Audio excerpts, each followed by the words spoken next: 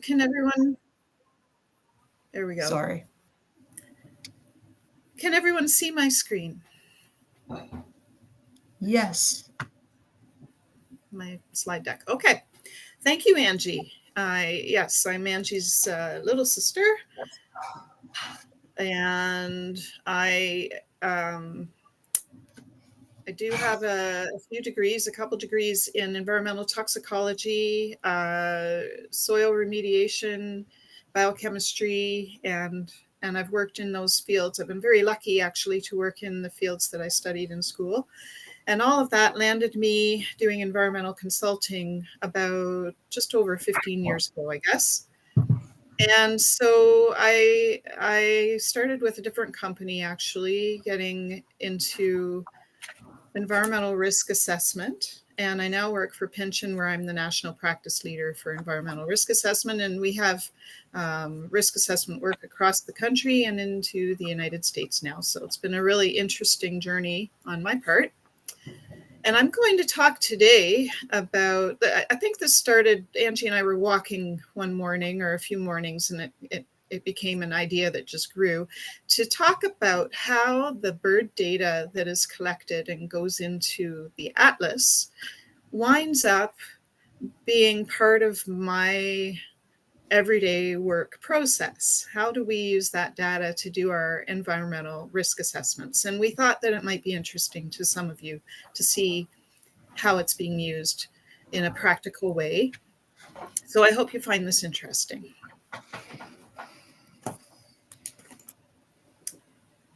Okay. So I'll start. I'm going to, this is not an entirely bird-oriented presentation. I'm going to start by talking about what I do for a living and what the regulatory process is for brownfield redevelopment, because that's what is driving our need to use the data you're collecting.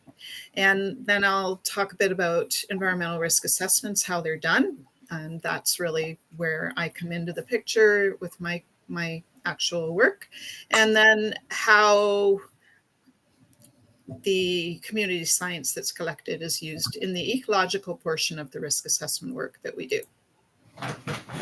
So Ontario Regulation 15304 is the regulation that we work under in most of the work that I do. Most of my work is in Ontario, and it's called the Brownfield Regulation because it's designed, initially was designed to, or intended to allow redevelopment of underutilized urban properties. So basically, any property that maybe there was a factory or a commercial operation, and now that's been abandoned and the property is sitting there and is not being used. The regulation is there to support the cleanup or remediation and redevelopment of that property while also ensuring the protection of people that will use it in the future.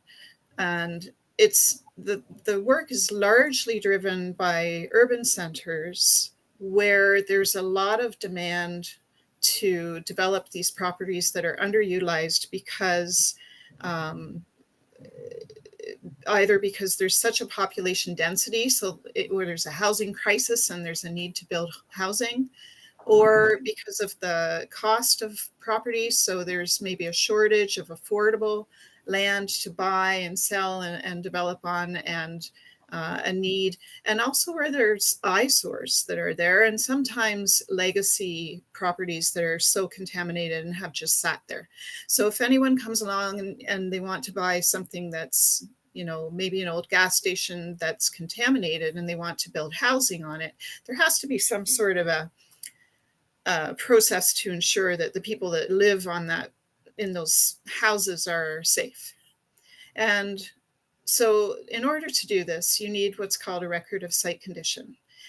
And we call it an RSC for short. So that's what I'll call it the rest of this slide deck.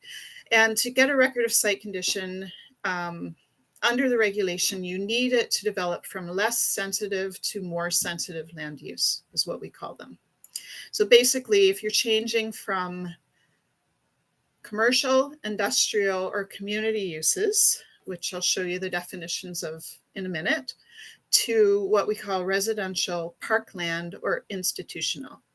So commercial is pretty easy, and that can be a shop or a strip mall. It can be any store of any kind. Industrial is, of course, factories and foundries and those kinds of things. And community is hospitals,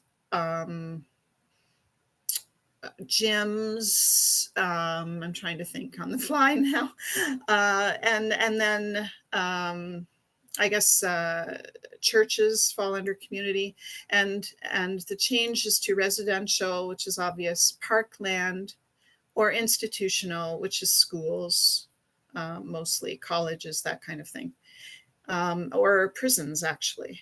And just a side note to that is that these uses are not in any way tied to zoning. So a lot of times you may think, for example, if you have a property that is a building that's commercial on the ground floor and has residential above, it's already zoned for that residential use. But if you want to make the ground floor residential, you still need a record of site condition. So just quickly, this slide shows what the definitions are under the Environmental Protection Act, which is the act that the regulation falls under. And as an example, another example that I had to share with you was a site that I got a call for one day where it was a residential home. So just in a normal suburban neighborhood, it was a detached home, but they'd been running a business out of a garage. And in order to convert that garage into an apartment for their child, the people that owned the house actually needed a record of site condition to get their building permit. So again, it's not driven by zoning, it's just driven by the land uses and the uses as they're defined under the Act. So if you've got, you know, the obvious are these guys, factory or a foundry, and these buildings look old. And if you saw a building like this, actually, I think they're quite lovely. But if you saw a building like this sitting derelict in the middle of your city, it might become a bit of an eyesore. There's a lot of old mills. I know in Aurora, the mill there was becoming an eyesore, and it was abandoned, and the site was contaminated. And so that, you know, there was a need to redevelop it because it was surrounded by residential homes. So in order to build some of these where those factories and foundries exist, you need a record of site condition. More often also, we deal with things like this, a strip mall, and maybe one of these. We see a lot of dry cleaning facilities, dry cleaners. And aside from development, a record of site condition has also become a tool for a lot of transactional agreements, so buying and selling properties. And a lot of our clients are property managers. And it's become the gold star for determining risk associated with potential contamination. And it's also for determining the value of the property. So we look at if it's contaminated, what's the risk of some sort of harm to the people using the property, and then the banks and the lenders and lawyers determine you know, if there's a value tied to that, or what would be the cost of cleanup and that sort of thing. So even outside of that whole regulatory process, we do a lot of risk assessments for these transactional agreements. And when we do these evaluations, we're not just looking at the property itself, we're looking at all the surrounding properties within a certain distance.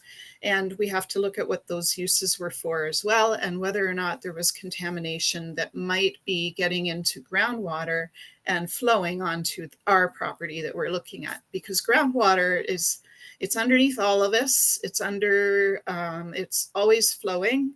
It's usually flowing towards the nearest water body. So in Ontario, a lot of times groundwater flows generally to the south. Well, in Toronto area, GTA area, it's flowing to the south toward Lake Ontario. In Hamilton, it's flowing more I got to get oriented, east and north towards Lake Ontario. So depending where the large body of water is, you have groundwater flowing. Also, obviously, old gas stations fall into this category, and anyone that's looking to buy or sell or build on a property or near a property where an old gas station's been found, generally you're going to do some site assessment and usually some kind of record of site condition. And then for those of you who might live up north where we live, you may not necessarily have things under the ground. We also look for things that are above ground, like oil tanks. And people that have cottages, for example, if you ever had any of these above ground oil tanks or an oil tank in your basement, then this may come into play, or just uses where there were drums, large volumes, not just little volumes, but large volumes of things kicking around. So what happens if you have any of those things on a property and you want to develop them? You start the record of site condition process, and usually the next step, once you've identified that you've had some of these uses and there's potential contamination, is to do an invasive investigation. So these are just some pictures of drill rigs where they're on the left here, they're drilling just in a strip mall. They're probably drilling for soil samples. They've got a drum here to throw some of the drill tailings into and collect them. And they might be putting in a well to collect groundwater samples. Now, these wells are very narrow. They're about 1.5 to 2 inch diameter, which is nowhere near what you would use with a potable well. And they don't produce as much water, but they're actually everywhere, all over the province, if you know where to look for them. And that's how we collect our samples. The small rig here in the center is someone drilling inside a building. So we do also drill inside buildings. And then the one on the right, this, I think I just grabbed this from, it looks like it might be in Alberta or BC, and it reminds me of The Sound of Music or something with the mountain in the background. But, this is a larger rig, and this is what it would look like. And if you're driving around Toronto, you probably see these. Doesn't remind me of a Sound of Music, does it? Yeah, I don't know. The mountain did. But anyway, the drill rigs are all over the GTA for sure. I don't know where most of you are from, but in the KW area and Hamilton, all around the Golden Horseshoe, you probably see projects where there are condominiums going up, and you on any of those properties, it's inevitable that you're going to see a rig at some point. So the first step in getting an RSC is what we call a phase 1, which is just that looking at the property and what it was used for. And the second step is the phase 2 investigation, which is where the drill rigs come in and we collect samples. And if you have contamination on a property, at the phase 2 stage, if you don't have contamination, you can get an RSC, no problem. If you do, you have a choice. One is to remediate, which is clean it up, and which may be possible if it's contamination in soil. Maybe you can dig it out, maybe you can treat it, but often when it's in groundwater, it may be too deep. It may be under buildings, it may be in bedrock, and we just don't have the technology to clean it up, or it's just hugely expensive. And that's where I come in. So those really contaminated sites that can't be cleaned up tend to land on my desk, and the most economically feasible option is a risk assessment. So what we do when we do a risk assessment is we look at the standards that the province has set for the site. And these are the soil, groundwater, sediment, site condition standards. And we will risk assess to evaluate the property and determine if we can set revised standards that are just as protective. So these standards are designed, they are risk-based, other than Table 1. They're designed to fit different types of sites. So sites where there's shallow soil, so the bedrock is really shallow and outcropping, or sites that are near surface water. And I'm not going to get too much into these, but they are risk-based. And they're based on conditions that are kind of a generic setting in Ontario. So the government says, okay, if groundwater is a certain depth and soil is a certain grain size, and, we have certain conditions, these standards would be protective. But obviously not every property fits that into that little box. So we can do a risk assessment to determine, is the site a little bit different, and can we derive different standards that are specific for that property, because maybe it has deeper groundwater or different soil or whatever conditions. And sometimes what happens is we're deriving standards that are because there's something is there or not there in terms of who's going to use it. So we might say, okay, there's not going to be any buildings or there's not going to be any basements in the buildings or whatever. So we derive site condition standards. The second thing we do usually is determine risk management measures, which means we say, okay, well, this is downtown Toronto. How do we prevent contact with soil to manage the contamination so no one gets hurt? Downtown Toronto, it's going to be paved over or a building built on it. So we assign a management measure, which is a cap. And as long as the site is capped and no one is touching that contaminated soil, the pathway is managed or blocked. Now, so that it does sound like we're not,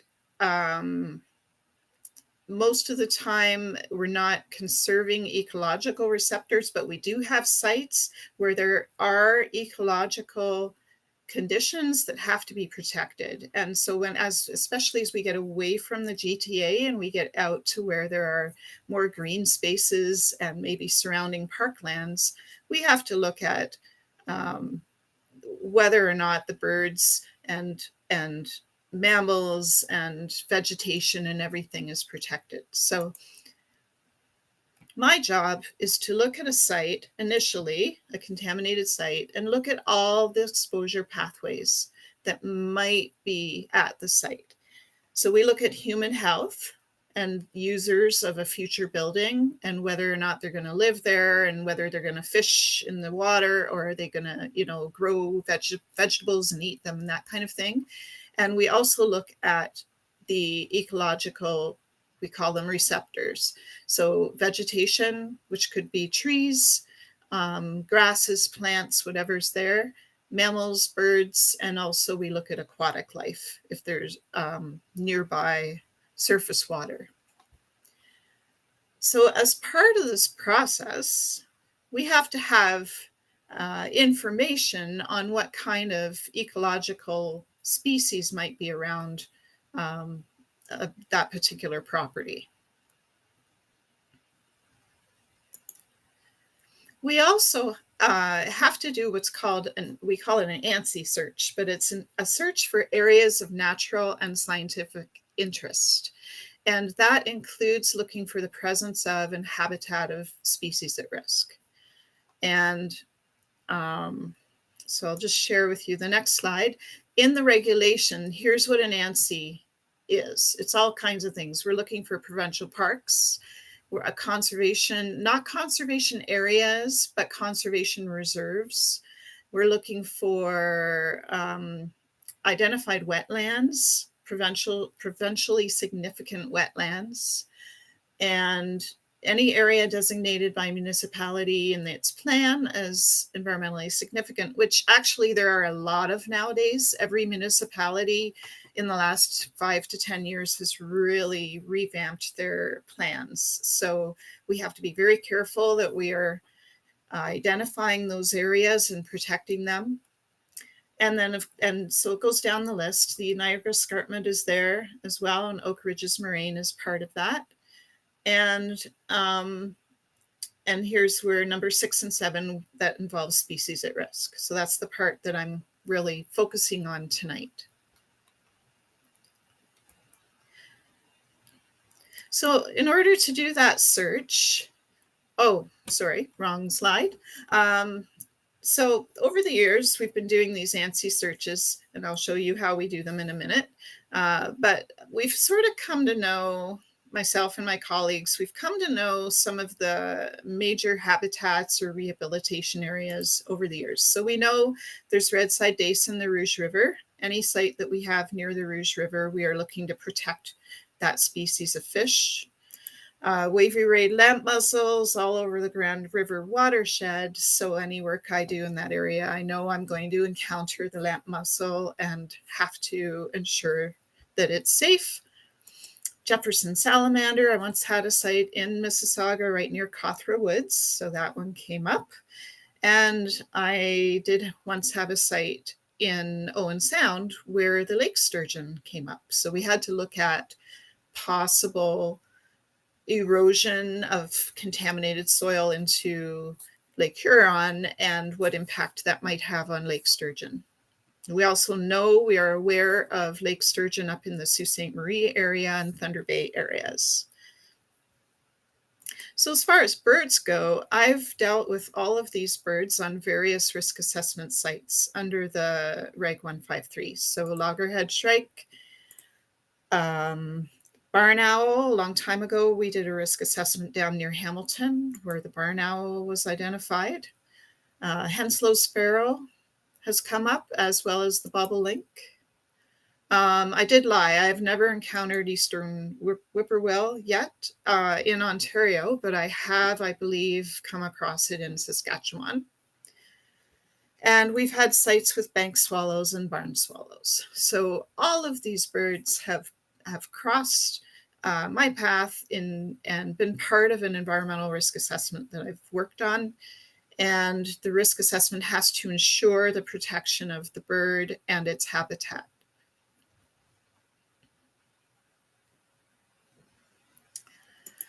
So how do we do this? Well, this is the part where you guys come in. We start our ANSI search almost always by looking at the Natural Heritage Information Center website. And I wasn't sure if anyone on this call is familiar with that website. So I have it all geared up to show you how it works. But here's the URL if anyone wants to look at it at another time. And we use something called the Make a Map or Make a Natural Heritage Map function of that website. And so hang on 1 second. Can you see the website, Angie? Maybe. Yes. Nod your head. Okay, great. So we start off using this. It's run by the Government of Ontario. And interestingly, down at the very bottom, it does say what their sources are. And they are pulling from the Atlas of Breeding Birds of Ontario. They're also using iNaturalist and a couple other atlases. And how we use the site is we go to down here where it says Make a Map. Make a natural heritage map now.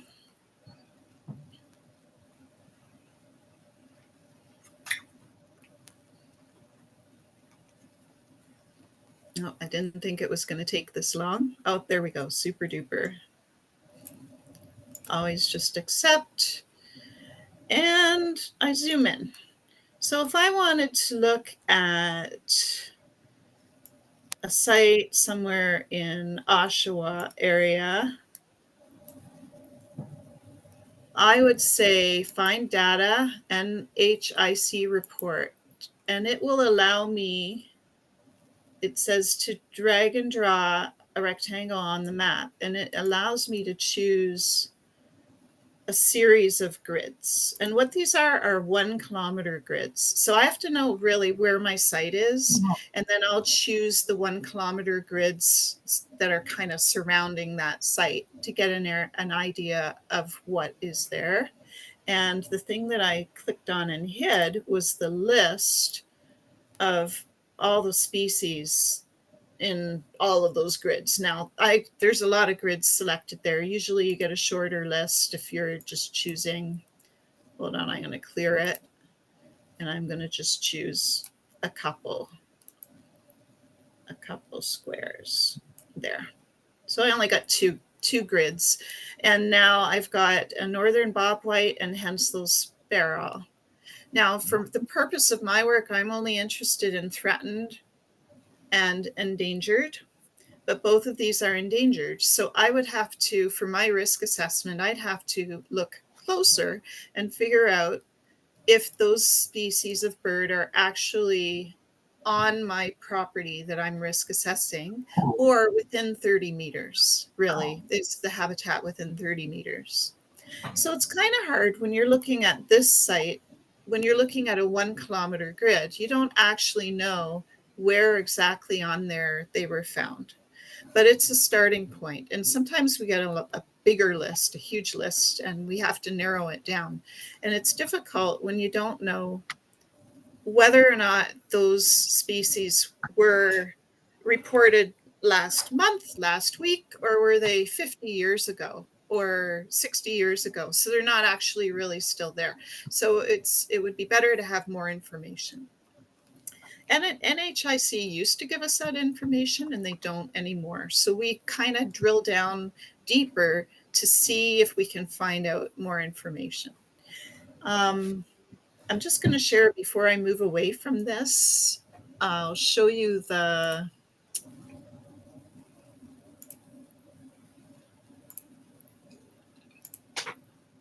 hold on one second. If you go to the map layers, yeah, it's actually kind of a fun site if you haven't seen it before and you want to just play around with it. It'll show you wetlands, for example, and you can find provincially significant and evaluated wetlands. So that's all these blue areas. And I guess I picked a really good spot because there were a lot of wetlands in that area. But it'll also show you wood blots and I don't know. Here they are, woodlands, all kinds of things. Provincial parks are on there, whatever. So you can click on the map layers and play around and see what's there. So I kind of, sometimes I just enjoy fishing around to see what's there. You can also find geological areas of interest as well. So it's not all just biological. But going back to the birds, if I want to know where a bird was found or what time period I'm dealing with, the next thing that I do usually is go to eBird. So hold on one second. And I think you guys are probably all very familiar with eBird. But this is so useful to me because I may have a sighting of something like loggerhead shrike is the one I typed in here. But if it's not within 30 meters of my property, if it's actually a kilometer away where the habitat is, then I don't need to worry about it. So it's really useful to come to the eBird site and click on, you know, when and where. And as you can see here, so 1971, 1979, that's a long time ago. So, you know, that bird may or may not be there anymore. And if it's more than 30 years ago, we usually just dismiss it as it's probably not there anymore. But if it was this year, last year, or a known rehabilitation area or something, then we'll definitely have to consider it in our risk assessment.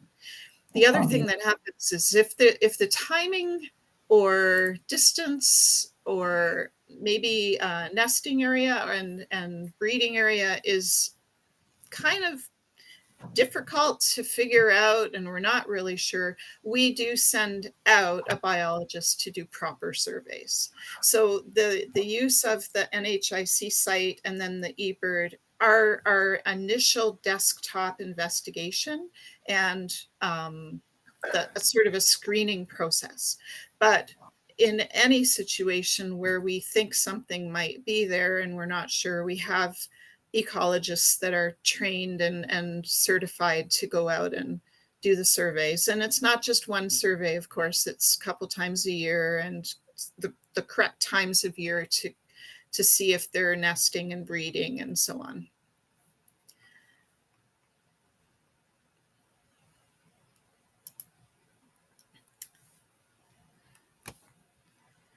Okay, so yeah, so it just sort of in a summary, then the Bird Atlas provides the information for that NHIC website.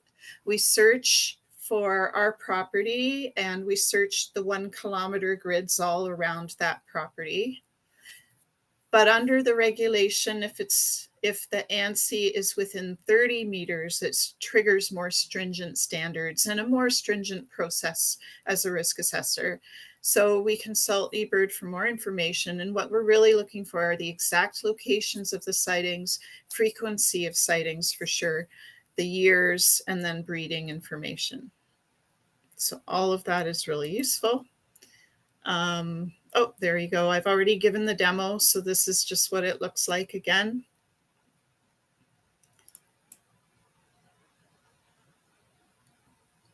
And yeah, so these examples I pulled up was because I know Loggerhead Shrike, that there was some rehabilitation going on around the Toronto Zoo, and also the bank swallows. One of our projects was down in Welland, and I know there's bank swallows down around there and on some of the bridges and whatnot. So these are examples of when that information has come in really handy.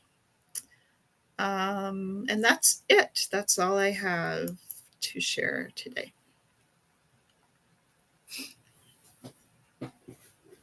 Angie, you're on mute. I know, I can't find the button. There you go. Well, thank you very much. Okay, can you, while we're remembering, put that in the chat, the website for that natural heritage website, Yep. NHIC. Yeah. So I am curious how many people already knew it existed, or, you know, is this new information for some of you? I might have, because a friend of mine, also an OFO member who works as for the, who does she work for? I'm drawing a blank. Teresa, you know Rhonda. Yeah, MNRF. Rhonda. She works for the MNRF, and she was showing me something like that. So yeah, but let's get some questions here, because that's there we a go. lot in right there. Laura has her hand up. Okay. Laura.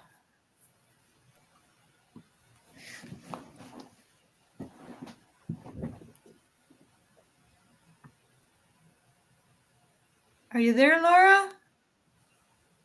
Maybe she's not.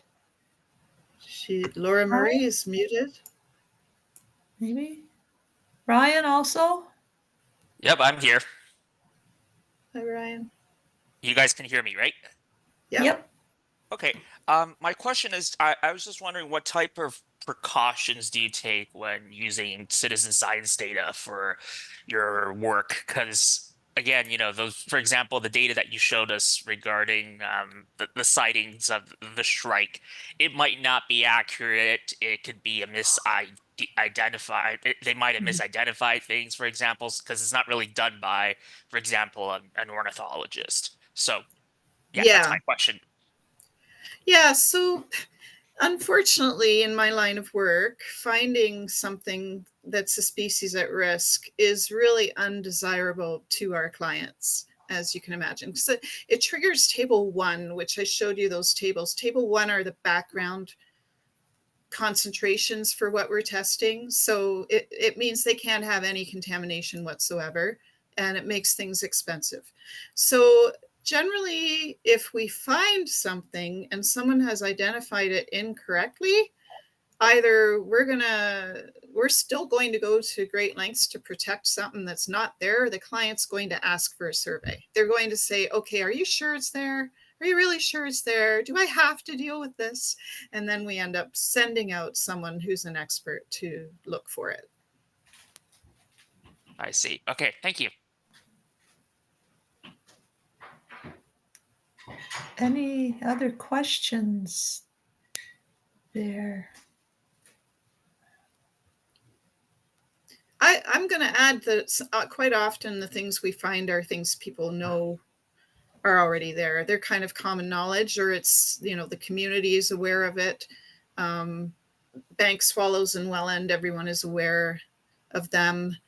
Barn swallows, people generally know if they've got barn swallows, they already know that they need to take special measures, things like that. So a question I've got, if I may, how often is the database updated? Is it a dynamic database? For instance, if somebody puts a house where there used to be a small woodlot, how quickly do you see the house and the woodlot is gone? I don't know, but I know that the bird information is quite current. I think it is, but that's a good question. That is a good question. What I didn't mention at all in my presentation today is that the Ministry of Environment reviews these risk assessments. So we're not just preparing them. Ministry of Environment has to approve them and reviews them. And they also are aware of particularly sensitive areas or particular habitats that they want to protect. So, and even something like a woodlot, I don't really deal with woodlots. That's not something that we have to look at, but the ministry is watching to make sure it's not missed, I guess. But I don't know how often that site is updated, no. Susan has a question. Are plant and tree species at risk also considered? They are, yes. And we So- would have to send someone out. I can't tell you how many times the butternut tree shows up, and we send someone out to look for butternuts on industrial properties that don't even have trees. But yes. That don't even have trees? We have to go look. Have to check. Ron says, unfortunately, the government seems bent on redoing the greenbelt, wetlands, etc., disregarding environmental issues. Have you seen that trend in your work? No. I would, because we deal with the people who care, that are lower down the ladder. They're quite strict about these things. They tend to be. Is that because these are the people who have gone into this line of work intentionally because they care? Yeah, maybe. Also, they are very literal to the word of the law. So their job right now is to ensure that we do things according to the current regulation. So until the politicians change the regulation, they enforce it. Good, I say. Yeah. Any other questions or comments? Feel free to unmute or just type it in the chat. That is fine. Okay. While people are thinking about that, I will say one more time for those who are here, thank you very much for joining us tonight. Our next meeting will be in March, on the 5th of March, Wednesday night, 7 o'clock. And I believe we're going to have a few different presenters that night talking about some spring birding festivals across Ontario. So good chance to kind of start planning where you want to go birding this spring. hopefully spring will come soon. I'm not sure what the groundhog said the other day. Thank you, All everyone. right, thank you again, Teresa. This is good. I didn't know you were quite, I didn't know all that stuff. And we talk a lot about things. Yeah, Apparently there's one more message, but I can't find it out there. well, Okay. yeah, and if anyone has any other questions at another time, then just send it through Angie and I'll be happy to answer. Oh, yeah. Or- I'll just go over to Or her call house me and at ask her. pension. Yeah, I should put my email address. Yeah, Here, I'll do that. cool.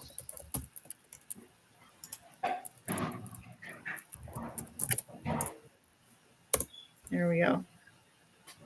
Thank you. Okay. All right. Thanks, Well, I everyone. think we'll call it a night. And I see some applause there from Susan and All right. Good night, a everyone. bunch of people. Thanks again. And I'm going to stop the recording and say good night. There it goes.